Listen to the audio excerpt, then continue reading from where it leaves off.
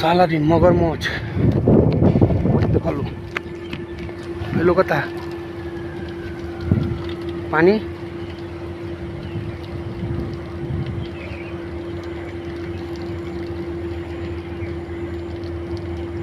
बहुत बड़ा मगरमच्छ रहल।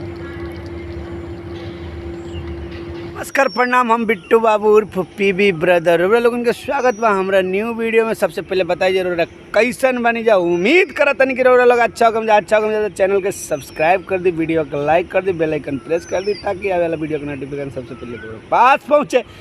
तो रोरे लोग देख लो हम कहाँ बानी, लोकेशन बढ़िया लगता। अरे बिटुआ सब चीज़ बढ़िया लगी, देखा मस्त लोकेशन एकदम गांव जैसे बुझाता कि हम घरे आ गए बनी। देखो तर कितना दूर बन लोकता वजह से चलते आयल बनी। कहीं चले तो आज दिशा चेंज कर दो। आई छोटी गंगा सही में रियल में छोटी गंगा मतलब ई पैन है जना हमने क्यों नहर कहनी सर, तो सही में छोटी गंगा है। आगे जाके गंगा जी में मिलल बड़ी। पानी देख लो कितना करिया बा, एक बार जे नहा ली नू ओकरा मजा आ जाई। काहे करिया बा पता बा? पानी करिया बा कि बगल में फैक्ट्री बाटे, मिल के पानी सब चीज़ में गिरेला, ऐसे पानी पूरा दूषित हो गया, पूरा मतलब ना कहल जाला जहरीला पानी ये पानी रह गंगा जी में मिल जाला तो फ्रेश हो जाला। गाना गाओ तनी सुन लो। जाम पे जाम छलकाइला रम पी के गम के भुलाइला। जाम पे जाम छलकाइला रम पी के गम के भुलाइला।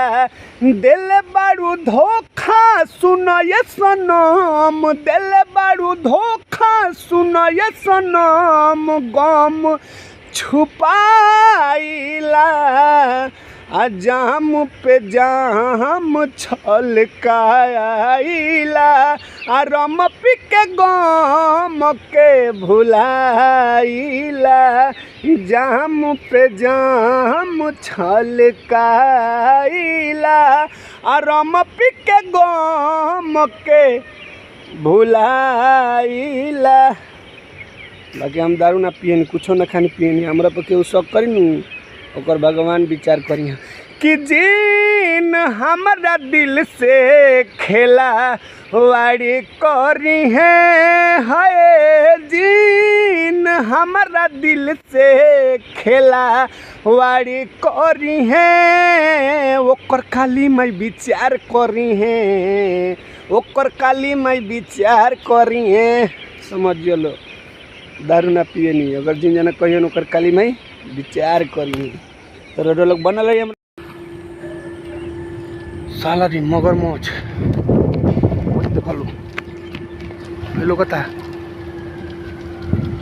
पानी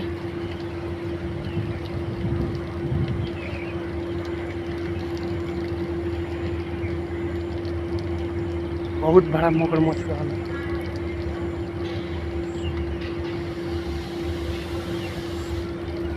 पानी लोकत न कैसन हो गए एक बार। बाप रे बाप बहुत भयानक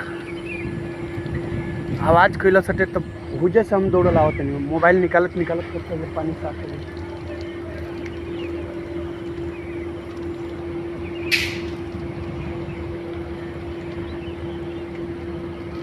तब कचरा में जाकर उन्हें मिल मगरमच्छ रहल, गारंटी बा कि मगरमच्छ रहल। ऐसे जितना कस के फड़फड़ाइल ना मगरमच्छ के अलावा दूसरा कोई ना फड़फड़ाई। साला चल यहाँ दूर दूर तक केहू नहीं तू देख लो, दूर दूर तक केहू नहीं खेलू पता ना ओनिए केहू बा ना एनिए केहू बा, खाली एगो सिंगल हम बनी।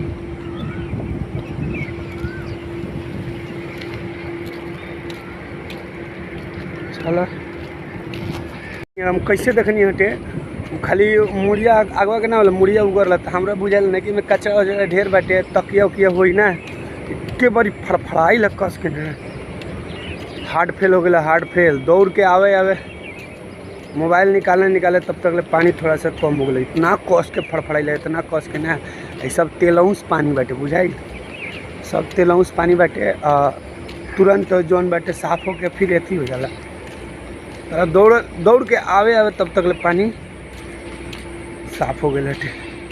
मगरमच्छ के अलावा उतना कस के में मछली रहबे ना कर ली, मछली इतना जहरीला पानी बना कि में मछली ना रह पाई, ठीक बा। उहो मगरमच्छ के दम घुटत है।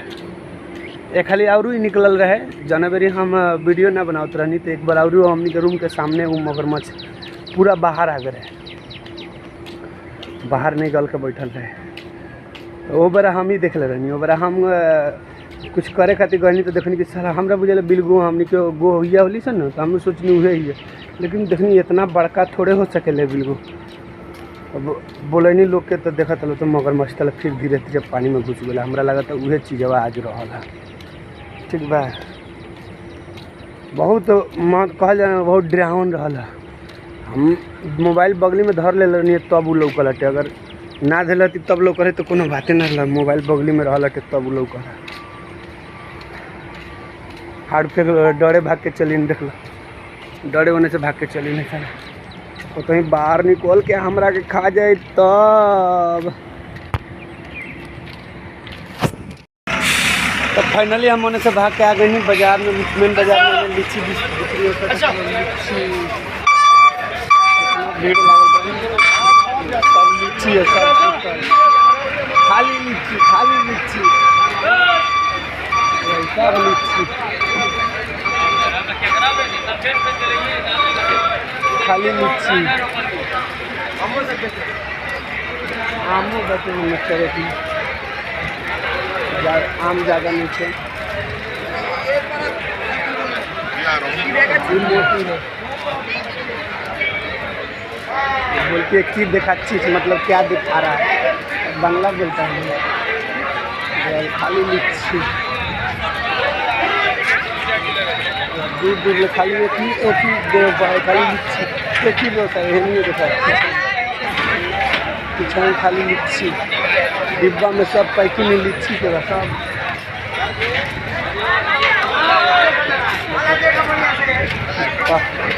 तो बढ़िया से देखा गाड़ी खाली सीजन लीची ना, खाली लीची भाई भीड़ जगह गाड़ी पर माल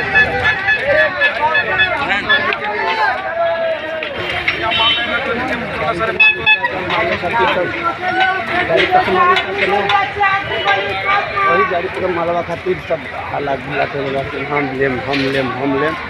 आप देख लो तरह का दिखा तो केला, ये केला तो कितना केला तुल नहीं केले बा, नहीं केला बा, सब जगह केला लीची। अभी आम ना रहा, आम आई बहुत जल्दी, आम नहीं रहा। देखल गाय